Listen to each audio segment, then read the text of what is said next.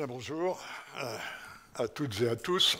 J'ai passé pas mal de temps, depuis 19 mois, à réfléchir, à discuter, à écrire sur ce que serait le monde d'après Covid. Tout en constatant d'ailleurs que l'horizon de ce monde ne cessait pas de s'éloigner du moment auquel je l'envisageais. Alors je l'ai fait pendant toute cette période, et je vais le faire avec vous ce matin, plutôt sous un angle géoéconomique, après l'angle plutôt géopolitique qu'a adopté Pascal Boniface, même si, et ça pourrait faire l'objet de longues discussions, il est parfois difficile de dissocier l'angle géoéconomique et l'angle politique. Ce qui est clair, je crois, c'est que la globalisation que nous avons connue dans les 3 ou 4 décennies qui ont précédé les années 2010 est en train de changer. Ce qui est assez clair aussi, en tout cas dans mon esprit, ce sont les causes, les facteurs qui mènent à ces changements.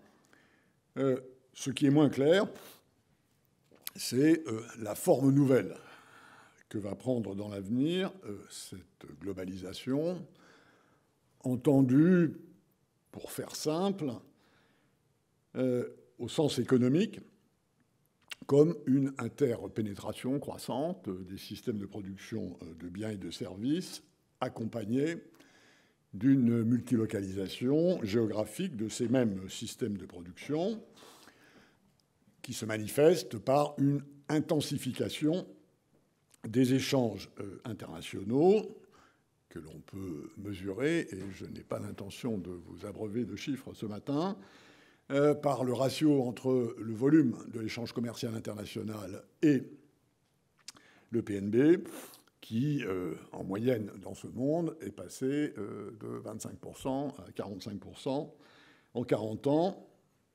entraînant, en partie grâce aux gains d'efficience découlant d'une plus grande division internationale du travail, de la croissance, qui n'est jamais que la somme des gains d'efficience d'une économie, et qui a bénéficié à tous les pays de la planète, et en particulier jusqu'à une date récente, aux pays émergents en termes de volume de croissance.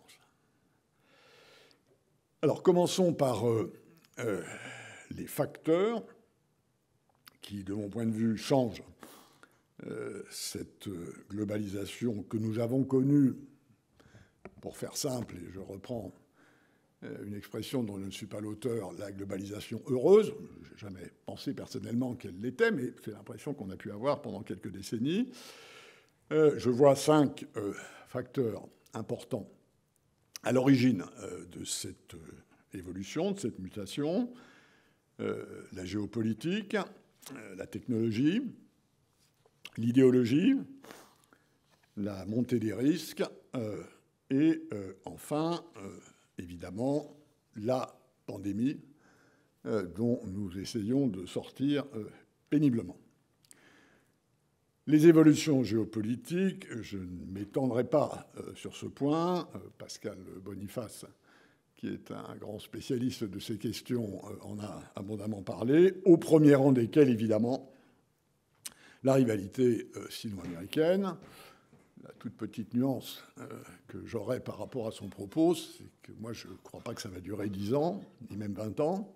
Je pense que ça va durer au moins 50 ans, pour des raisons d'ailleurs qui sont en gros celles qu'il a exposées.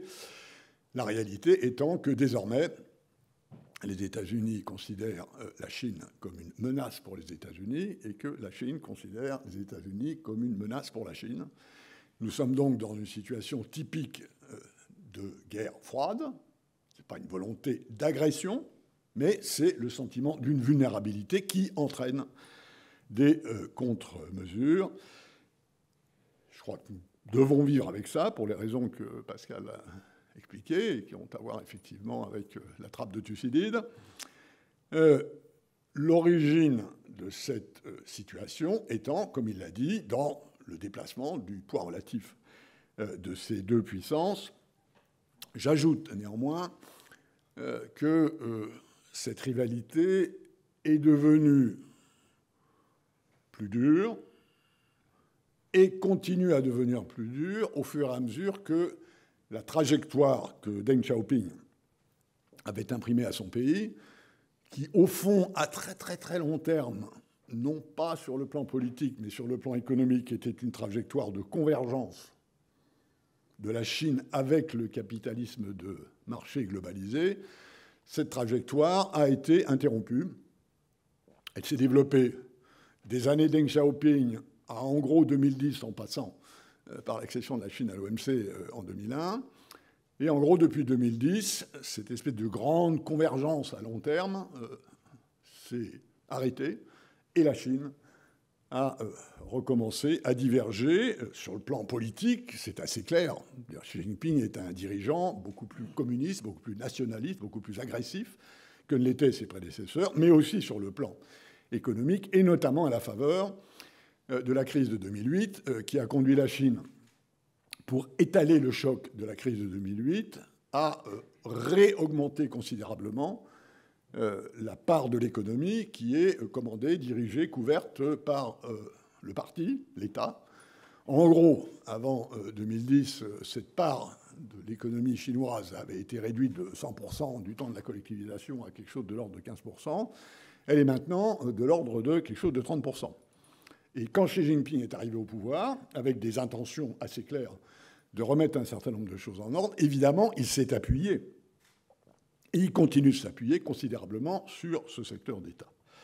Cette rivalité, elle est là, je n'y insiste pas, encore une fois, Pascal Boniface en a parlé. Le deuxième facteur important, c'est la technologie, et notamment les avancées de la digitalisation. Je ne sais pas à vous qui êtes des chefs d'entreprise ou qui travaillent dans des entreprises, c'est pas à vous que je vais expliquer que c'est une des grandes transformations du monde contemporain.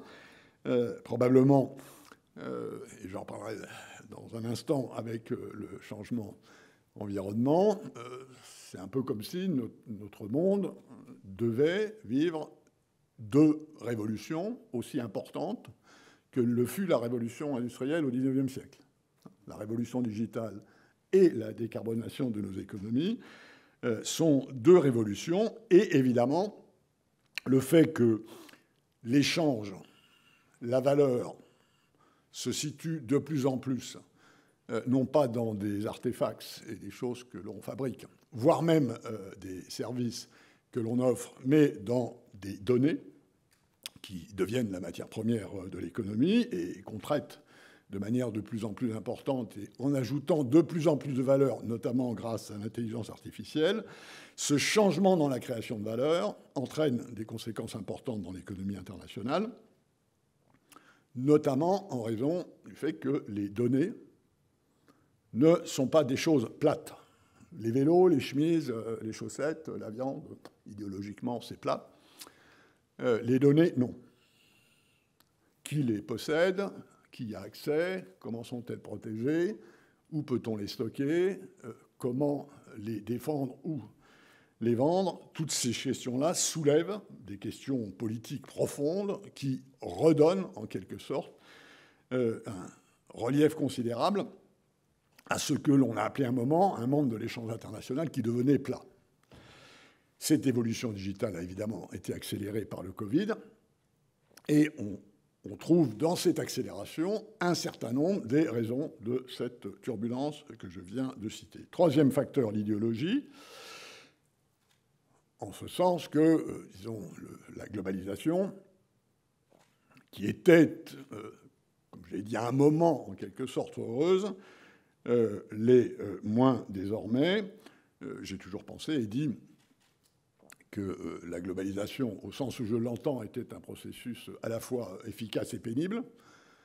Efficace parce que pénible, et pénible parce qu'efficace, parce que l'ouverture des échanges implique des changements relatif dans les systèmes de production. Les plus compétitifs mordent les moins compétitifs doivent trouver autre chose, et que cette dialectique, qui avait été parfaitement d'ailleurs théorisée par Ricardo, Schumpeter et quelques autres, implique, pour être politiquement tolérable, des systèmes de réduction de ce chamboulement des systèmes de production implique du point de vue de l'insécurité sociale.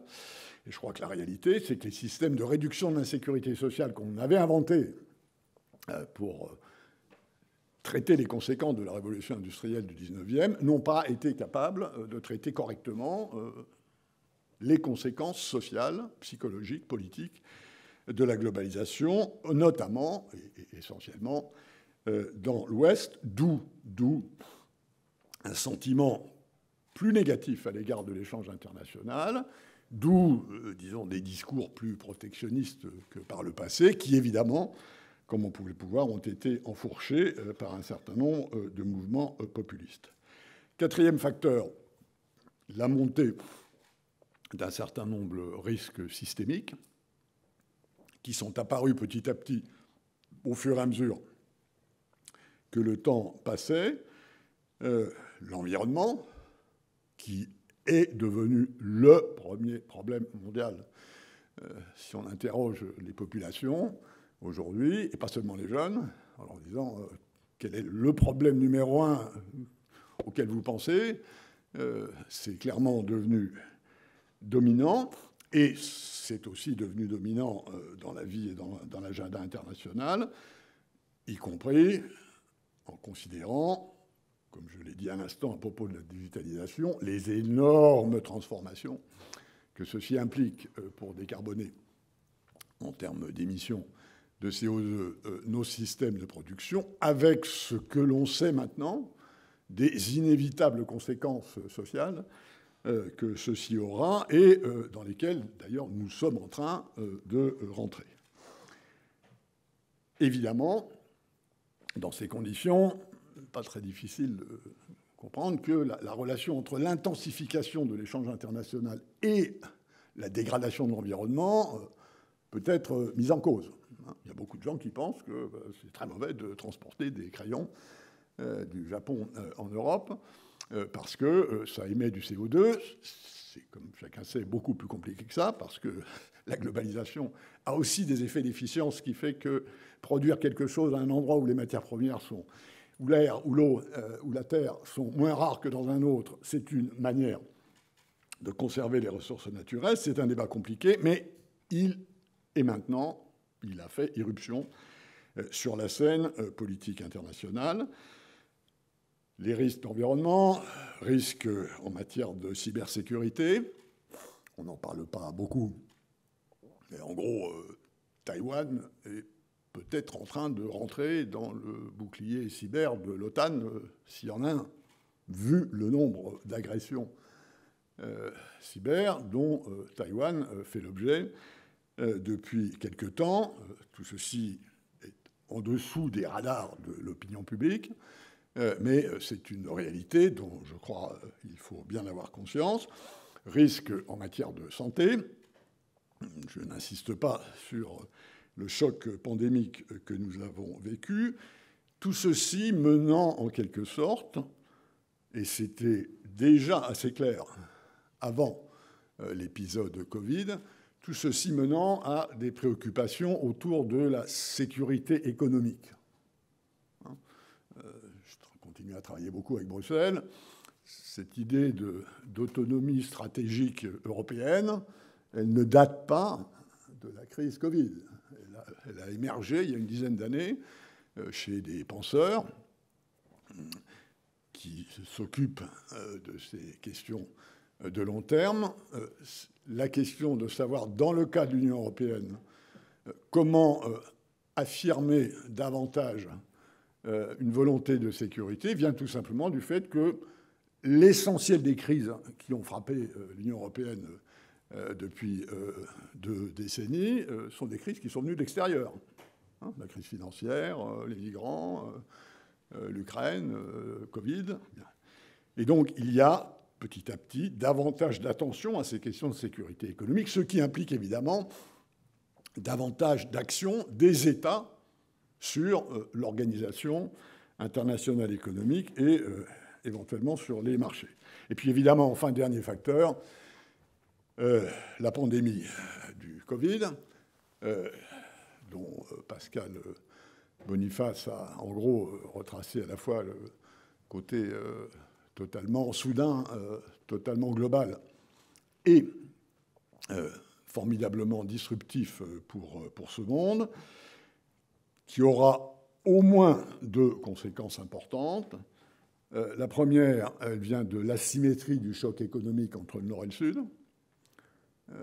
Le monde du Nord, le monde riche, a pu étaler les conséquences du gel des économies à coût de centaines de milliards d'euros empruntés à 30 ans à des taux d'intérêt négatifs.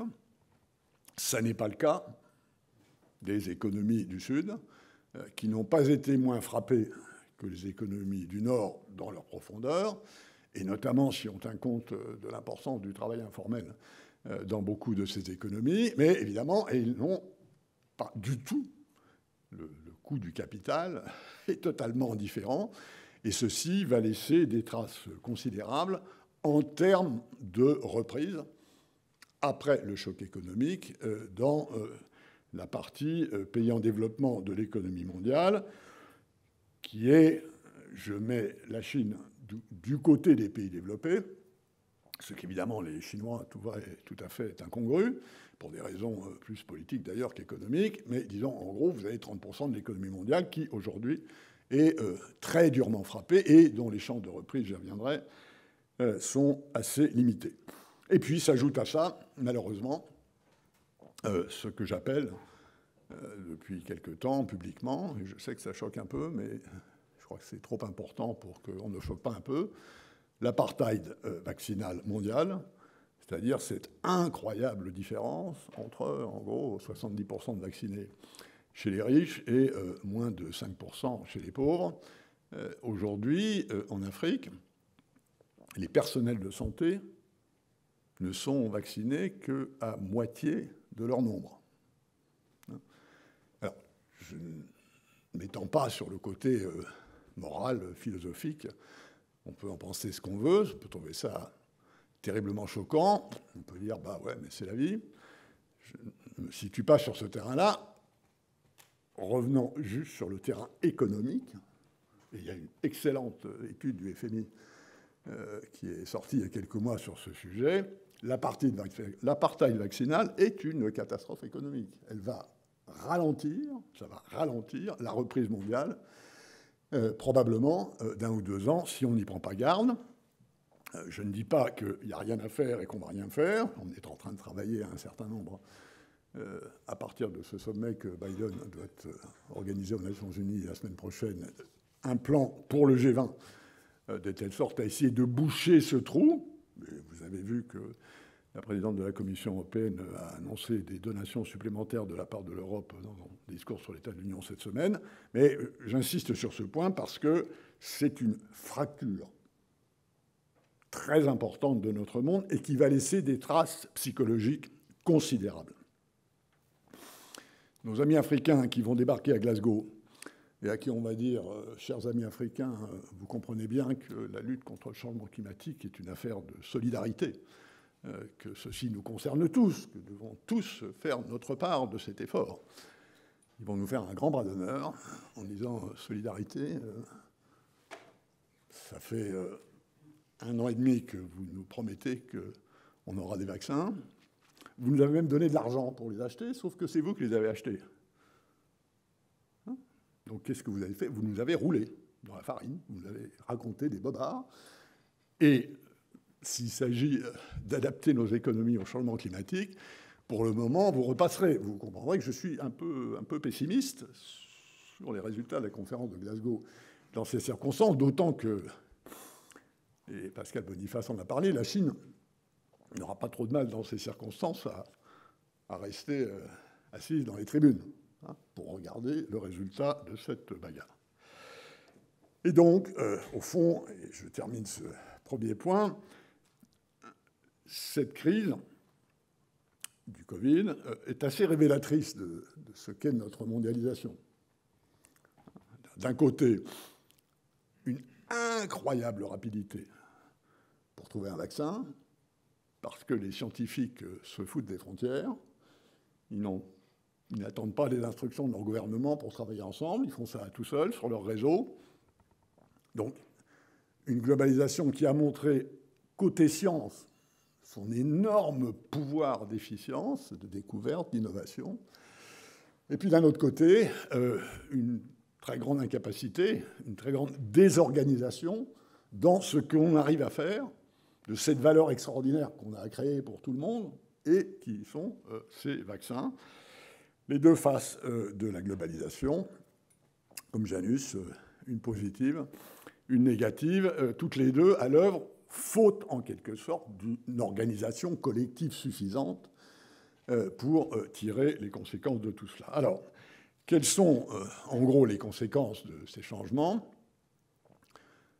sur cette globalisation qui change de forme? J'en vois quelques-unes pour faire vite. D'abord, ce que j'appellerais la partition digitale. Ensuite, l'hétérogénéité environnementale. Ensuite, les reliefs de la précaution. Et puis, évidemment, comme je l'ai dit, ce qui nous attend à moyen terme du ralentissement de la croissance des pays en développement. La partition digitale du monde, je n'y croyais pas il y a quelques années encore. Je la considère aujourd'hui comme probablement inévitable. Et c'est une très grande rupture dans la globalisation. La globalisation précédente, en quelque sorte, harmonisait, convergeait, étalait, réduisait les obstacles aux échanges petit à petit. Le régime américain et le régime chinois, et peut-être le régime européen, en matière de gouvernance digitale, essentiellement les données, mais pas seulement, les infrastructures, les plateformes, le commerce électronique, seront des univers paramétrés différemment sur le plan philosophique, politique et technique. Envisageons simplement, ce qui pourrait bien se passer, que les Chinois se dotent de leur propre Internet, ce qui d'ailleurs, comme je dis, va peut-être arriver. Donc, encore une fois, les questions de protection, de localisation, d'accessibilité vont se développer dans deux univers complètement différents, et peut-être trois, si les Européens y ajoutent leur propre musique, comme ils l'ont fait d'ailleurs avec le RGPD, qui a été un standard, qui d'ailleurs, pour l'instant, s'est étalé à une partie de ce qu'on appelle conventionnellement le monde libre. Cette partition du monde digital va avoir des conséquences importantes sur la globalisation, dans la mesure où une partie de plus importante de l'économie est assise sur cette exploitation et ces techniques digitales. Deuxième fragmentation, en opposition à ce que la globalisation précédente avait de convergence, l'hétérogénéité environnementale. Je l'ai dit, le changement climatique est maintenant la question numéro un pour tout le monde, mais avec des trajectoires de décarbonation extraordinairement homogènes dans le monde, un peu moins désormais en ce qui concerne les horizons. Si on s'était parlé il y a 2 ans, j'aurais dit qu'il y a un sacré problème parce qu'il y a 15% de l'économie mondiale qui a décidé un horizon de décarbonation. Mais en vrai, il y en a 85% qui sont encore en l'air. Aujourd'hui, c'est l'inverse. Avec la Chine 2060, la plupart des autres pays riches à 2050, 85% de l'économie mondiale a un horizon de décarbonation. Mais d'abord avec des passages par le pic d'émissions très différents. La Chine a mis le sien en 2030, ce qui d'ailleurs dit quelque chose de la réalité pour les Chinois d'un objectif 2060. Parce que 2060, entre 2030, pic émission, et 2060, pic de décarbonation, il y a 30 ans. Nous, on aura mis, si on y arrive, on aura mis 50 ou 60 ans entre notre pic d'émission et notre 2050. Donc des trajectoires différentes, des modes de faire différents, et notamment dans ce grand processus d'internalisation des externalités du carbone, avec l'absence d'un prix du carbone mondial, ce qui est évidemment la solution idéale. La solution idéale, c'est on met un prix du carbone mondial, et à ce moment-là, le capitalisme de marché intègre tout ça, les prix relatifs changent, et tout le monde s'ajuste. Évidemment, ça ne va pas se passer comme ça. Entre ceux qui préfèrent des taxes, ceux qui préfèrent des échanges de permis d'émission, ceux qui préfèrent des normes techniques, ceux qui préfèrent des subventions diverses, on a un outillage de décarbonation extraordinairement hétérogène. Et comment intégrer cette hétérogénéité dans la régulation de l'échange international va poser des problèmes redoutables. Je prends l'exemple des États-Unis et de l'Europe. Bon, nous, Européens, on est essentiellement basés sur un système d'échange de permis d'émission qui, petit à petit, s'étend aux différentes activités productives. Il est probable que les États-Unis ne passeront pas par là, mais par un système de normes techniques qui consiste à décider que dans l'acier ou le papier carton ou les engrais, il ne faut pas plus de ceci ou pas plus de cela, de telle sorte que les émissions de carbone à la production soient limitées.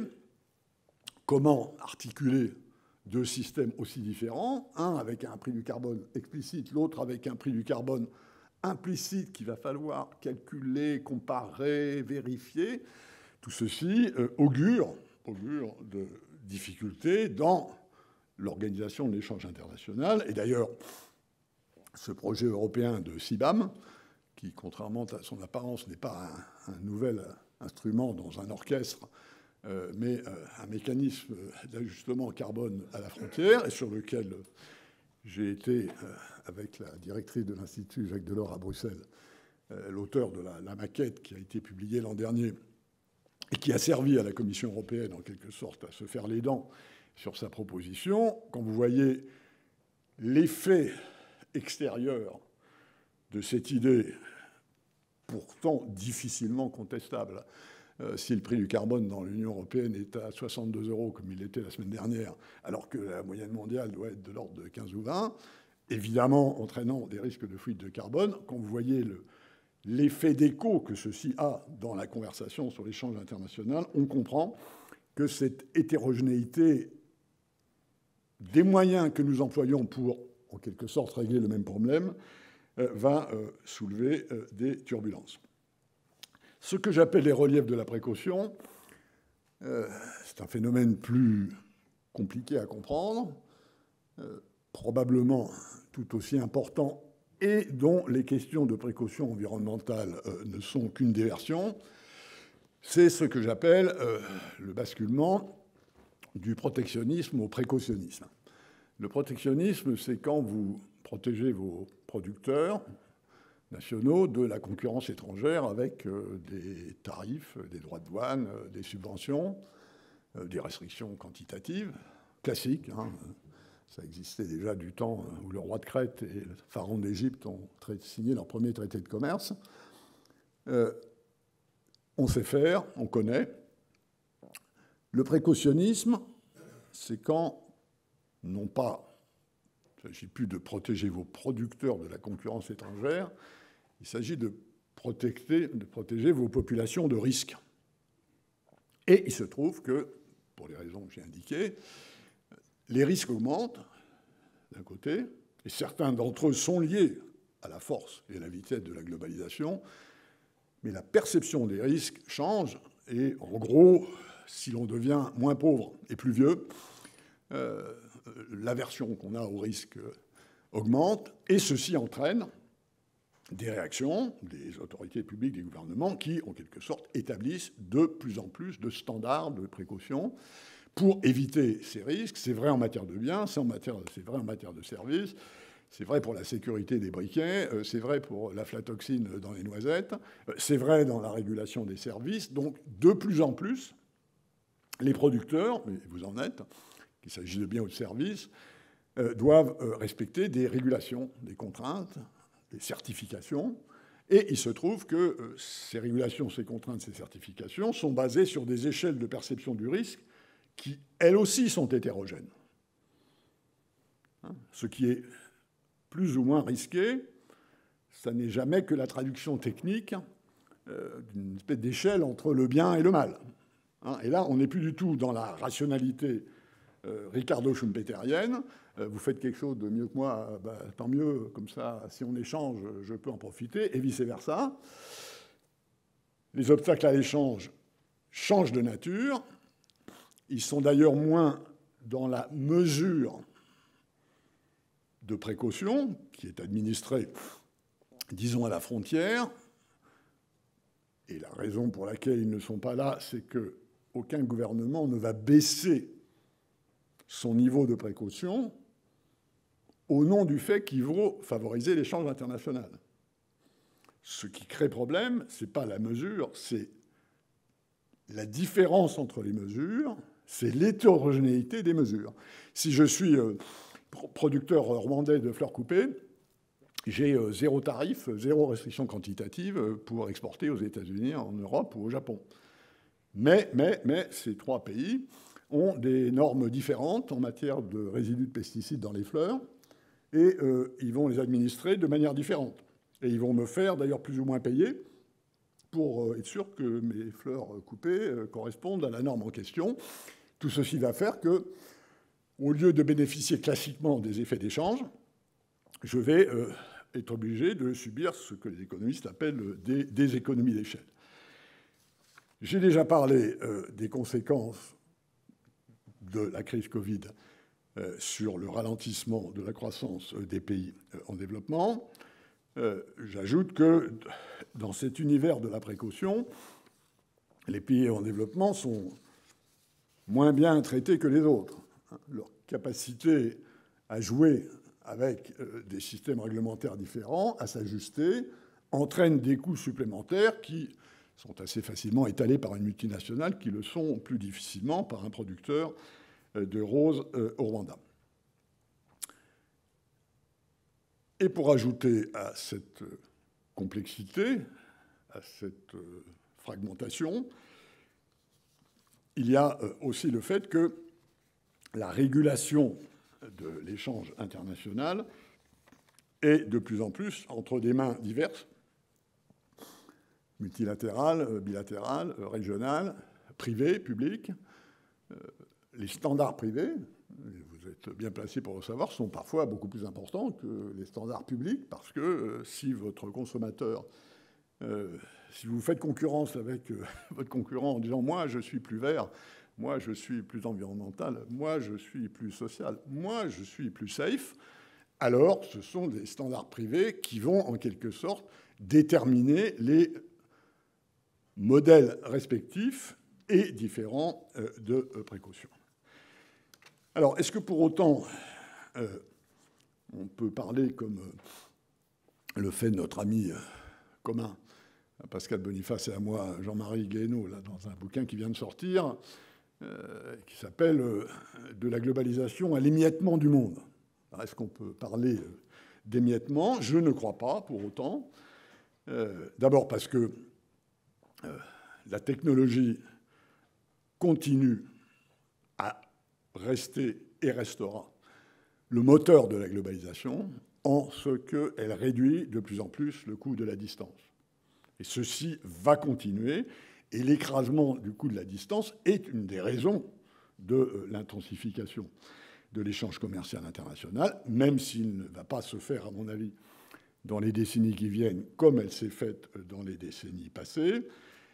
Ensuite, parce que cette turbulence et cette hétérogénéité, cette fragmentation que j'évoquais, notamment à propos du digital, elle est beaucoup moins vraie dans la vieille économie.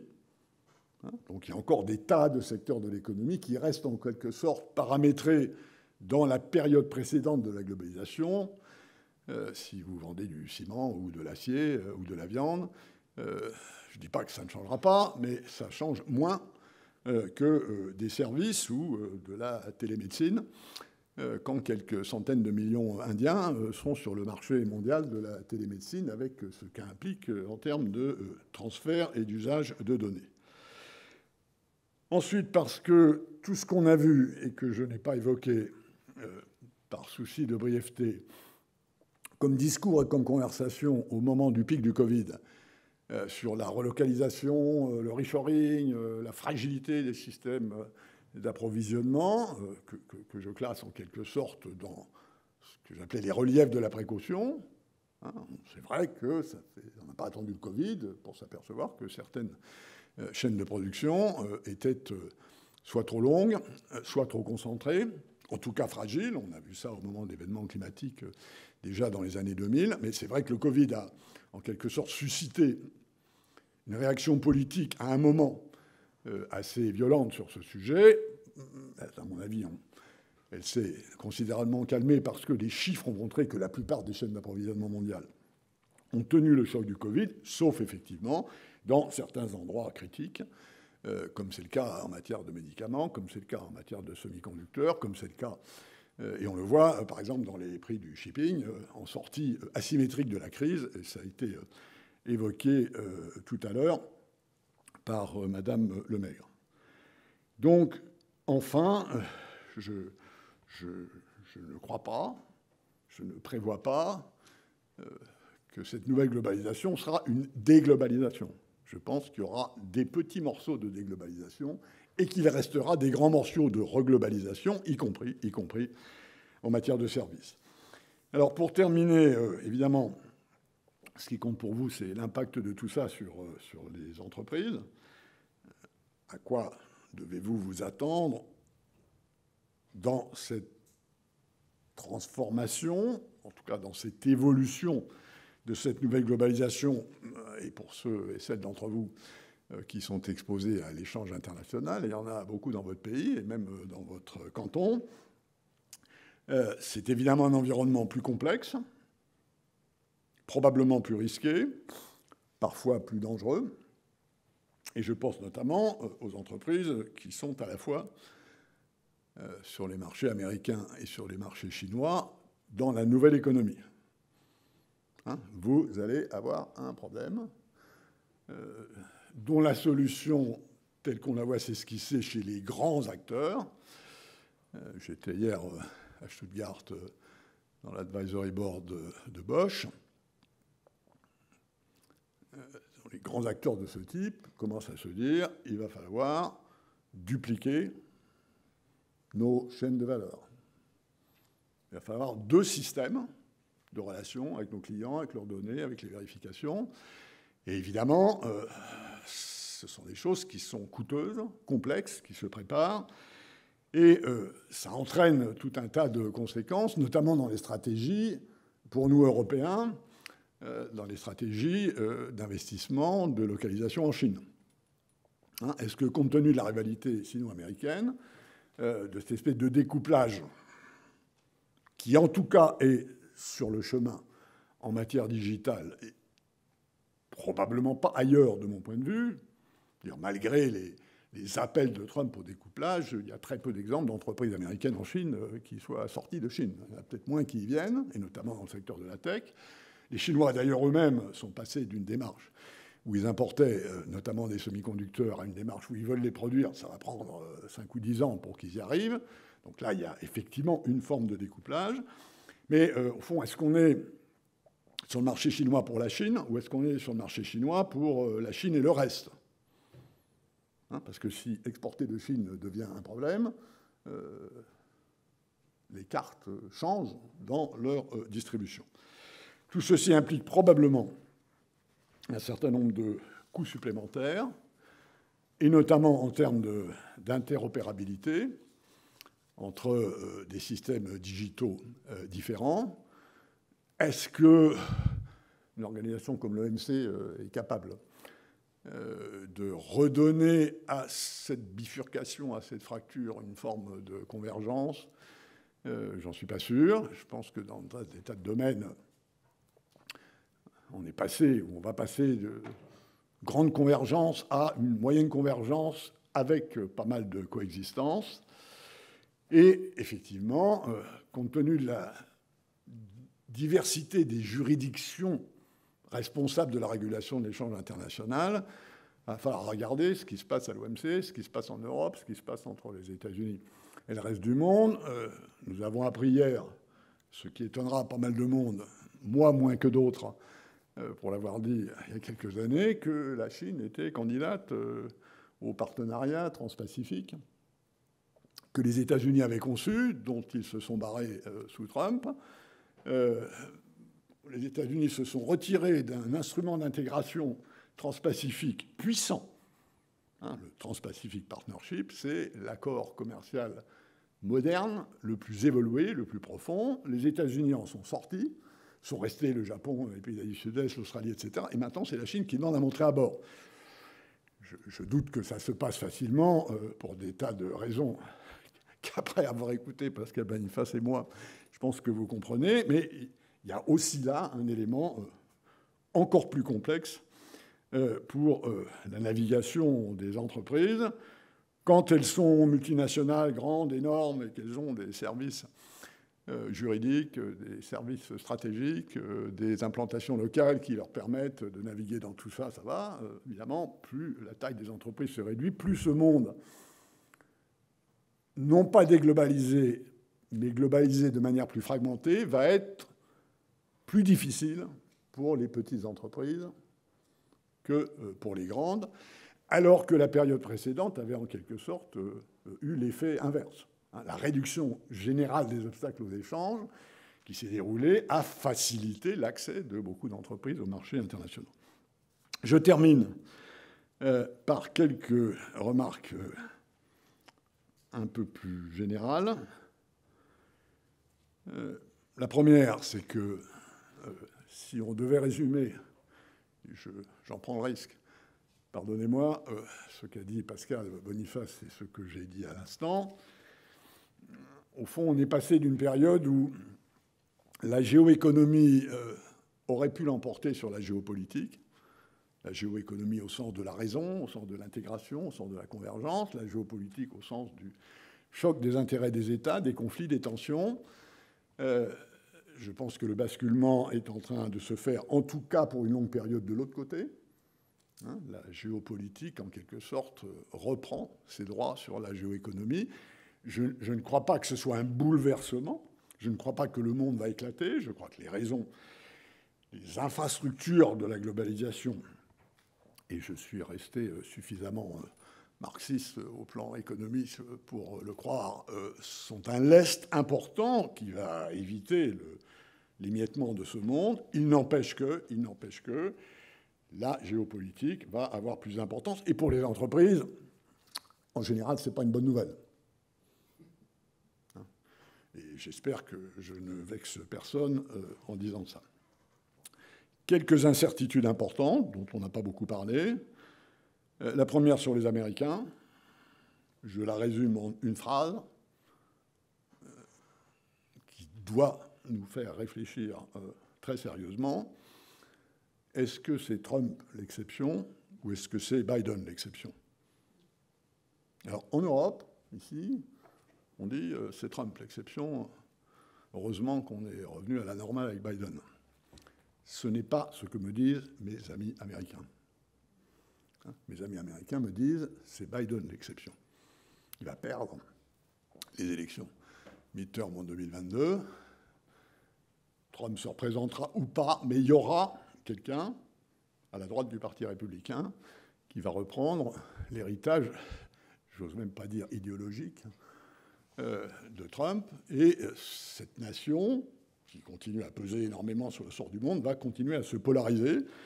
Le Parti démocrate va virer à gauche, le Parti républicain va continuer à virer à droite. Et dans ces conditions, évidemment, les questions de rapport avec la Chine peuvent prendre des tonalités ou des couleurs très, très différentes. Avant-dernière remarque, toujours sur un point d'interrogation dont on n'a pas parlé, et l'Afrique dans tout ça. Je ne voudrais pas terminer ces quelques propos sans vous faire part d'une conviction qui est la mienne, et qui est que pour nous, Européens, et la Suisse est, de mon point de vue, évidemment dans cet ensemble, au plan géoéconomique, au plan géopolitique, il est possible que la question géopolitique numéro un, ce ne soit pas la Chine, ce ne soit pas les États-Unis, ce soit l'Afrique. Ce qui va devenir de ce continent la mesure dans laquelle la course de vitesse entre la démographie et l'économie va être gagnée par l'un ou l'autre des deux concurrents, va avoir des conséquences considérables sur nous. Et je ne suis pas sûr qu'on y porte l'attention suffisante, ni du point de vue du risque, ni d'ailleurs du point de vue des opportunités. Le nombre d'entreprises européennes qui considèrent que le marché africain est un marché d'avenir, ne serait-ce que parce que le nombre de consommateurs, à défaut de leur richesse, va augmenter considérablement. J'entends davantage ça au Moyen-Orient, en Chine, au Vietnam, que je ne l'entends en Europe.